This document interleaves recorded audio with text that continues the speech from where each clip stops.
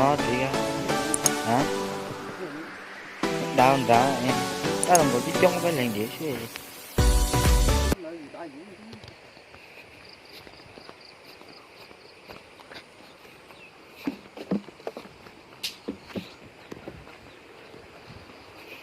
đi mất tiền nhá. Hả? Còn đi mất tiền nhá. Hai nghìn nữa không? Đà tiền à? Để thiếu nó là tiền mà. 어팅 어팅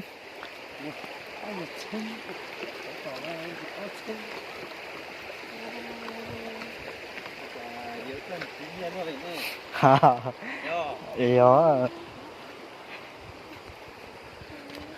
cú bao của tôi sát tí tuần xe hai lì á tôi sát tí chừng tôi bóp về mà vào tôi để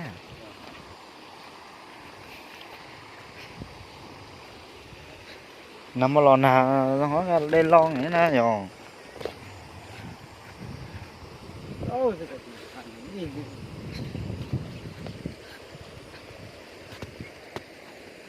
lúc trẻ vừa nhia lúc nó đi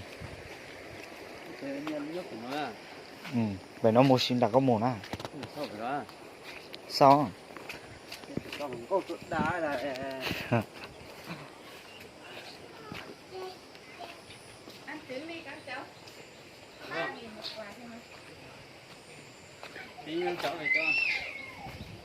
có bỏ lúa Lúc về.